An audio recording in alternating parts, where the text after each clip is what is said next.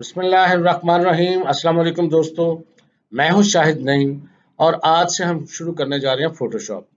Photoshop एक बहुत ही ज़बरदस्त सॉफ्टवेयर है जिसकी मदद से हम फ़ोटोज़ को मैनिपुलेट कर सकते हैं, यानी उनकी कोई बैकग्राउंड चेंज करनी हो, कलर स्कीम चेंज करनी हो, किसी के कपड़ों का कलर चेंज करना हो, किसी का स्किन का कलर चेंज करना हो, टेक्स्ट को इफ़ेक्ट्स देने हो या बेशुमार ऐसे काम जो फ़ोटोज़ से मुतल्लिक हों, वो हम एडिट कर सकते हैं फ़ोटोशॉप के ज़रिए। तो सीधे चलते हैं हमने कंप्यूटर की स्क्रीन पर और सबसे पहले देखते हैं इसके स्क्रीन के बारे में और इसके तारुफ को अच्छी तरह से समझने की कोशिश करते हैं। तो आइए कंप्यूटर की स्क्रीन पे चलते हैं। तो दोस्तों ये आपके सामने फ़ोटोशॉप की मेन स्क्रीन जो है वो खुली हुई है। तो सबसे पहले इस स्क्रीन का हम तारुफ करेंगे। अगर इसके टॉप पे आप देखें तो सबसे ऊपर एक टेक्स्ट लिखा हुआ है फाइल, एडिट, इमेज, लेयर्स। असल में ये मेन मेन्यू है और जब हम इस मेन्यू पे क्लिक करते हैं तो उसके नीचे सब मेन्यू खुलता है जिसमें मज़ीद ऑप्शंस होते हैं। ये किसी भी प्रोग्राम में इसी तरह होता है तो ये भी फ़ोटोशॉप में भी इसी तरह ही है। उसके बाद अगर आप उससे नीचे देखें तो ये जो पैनल है इनको प्रॉपर्टीज़ का पैनल कहते हैं या इनको ऑप्शंस भी कहते हैं। ये बाज़ औक़ात ऑन होता है, बाज़ औक़ात ऑफ होता है। इसका मतलब ये है कि जब भी हम कोई काम करेंगे इस पे मुख्तलिफ़ किस्म के आपको ऑप्शंस नज़र आएँगे। हर चीज़ को ऑन ऑफ करना हो तो आपको विंडोज़ के मेन्यू में जाना पड़ता है और यहाँ पर देखें सबसे नीचे लिखा है ऑप्शंस। अगर आप एक दफ़ा इसको क्लिक करेंगे तो ये ऑप्शंस ऑफ होंगे। अगर हम विंडोज़ में जाके ऑप्शंस को दोबारा क्लिक कर देंगे तो ये ऑन हो जाएँगे। तो ये ज़रूरी नहीं है कि हर एक की शक्ल जहाँ भी आप कंप्यूटर में फ़ोटोशॉप इस्तेमाल करें यही हो, कुछ मुख्तलिफ भी हो सकती है, इसलिए आपको ये समझा रहा हूँ। अगर आप इसको बिल्कुल लेफ्ट साइड पे देखें तो यहाँ कुछ टूल्स बने हुए हैं। ये देखिए ये छोटे-छोटे टूल्स हैं। इनको टूल्स कहते हैं जो हम मुख्तलिफ फ़ोटोशॉप के इवेंट्स में मुख्तलिफ चीज़ों में इस्तेमाल करेंगे।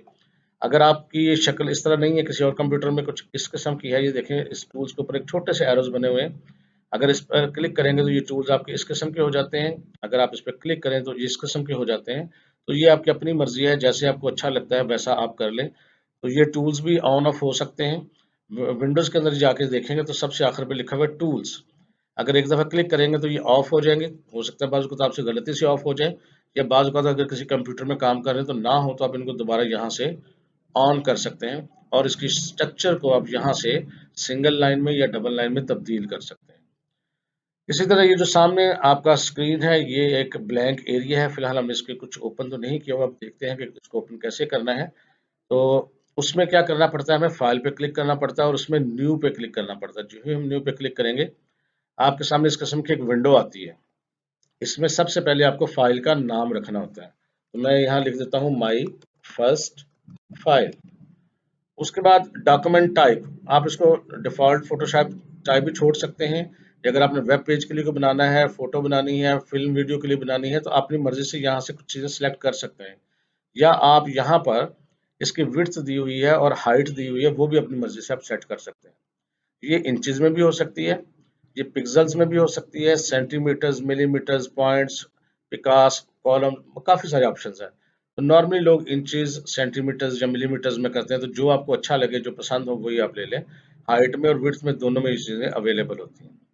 इसी तरह रेज़ोल्यूशन जो है यहाँ 300 है, 300 पिक्सल पर इंच है और 300 पिक्सल पर सेंटीमीटर भी आप कर सकते हैं। जितनी ज़्यादा आप कर लेंगे, उतनी रेज़ोल्यूशन इसकी जो है वो हाई होती जाएगी। तो नॉर्मली जो है अगर आप इसको स्क्रीन के लिए काम करना चाहते हैं तो 75 भी रख लें तो काफ़ी होती है। लेकिन चलें मैं इसको 100 के करीब रख देता हूँ, ये आपकी अपनी मर्ज़ी है।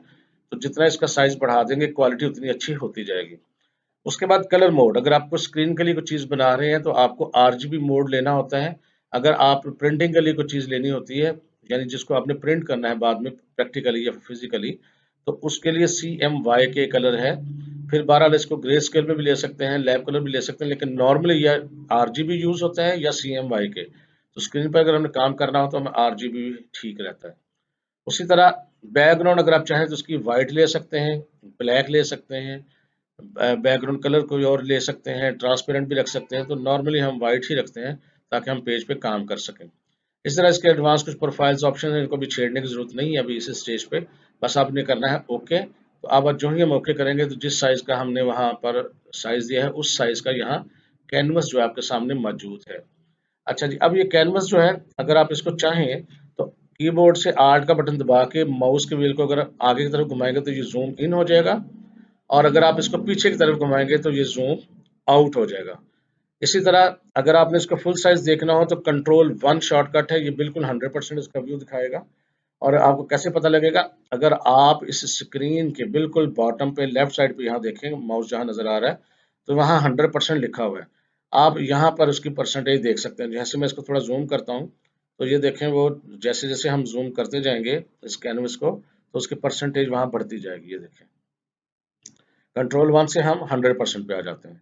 इसी तरह अगर आपने इसको स्क्रीन पर पूरा करना हो, फिट टू स्क्रीन करना हो, तो उसका शॉर्टकट है कंट्रोल 0। कंट्रोल 0 करेंगे तो जितना आपके पास स्क्रीन पे साइज होगा उस साइज में उसको ले आता है।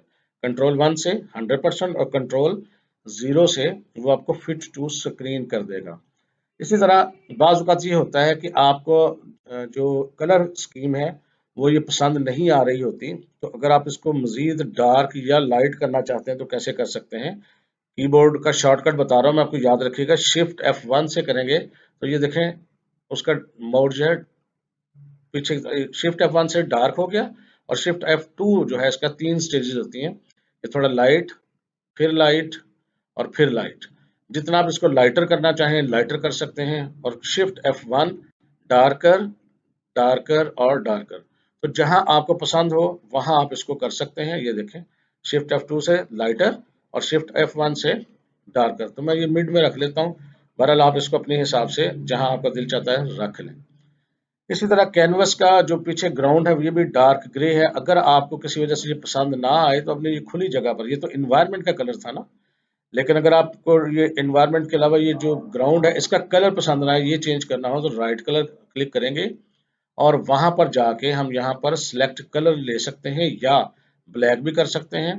ये देखें ब्लैक हो गया, डार्क ग्रे या मीडियम ग्रे, या यहाँ पर लाइट ग्रे, या यहाँ कस्टम के साथ या सिलेक्ट कलर करके आप यहाँ से कोई भी उसका कलर ले लें तो वो उसका कलर वो हो जाएगा।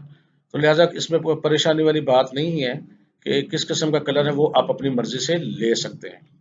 इसके अलावा अगर आप बिल्कुल राइट साइड पे देखें, छोटी छोटी विंडोज बनी हुई है, मिक्स से बनी हुई है, ये भी मुख्तलिफ कंप्यूटर्स में मुख्तलिफ हो सकती हैं, इसलिए इसको परेशान होने की जरूरत नहीं है। अगर आप चाहें तो इनको कहते हैं पैलेट्स, तो इनको चाहें तो अलग भी कर सकते हैं। ये देखें अपनी मर्जी के हिसाब से अलग कर लें। ये स्वाचेज हैं इनको अलग कर लें।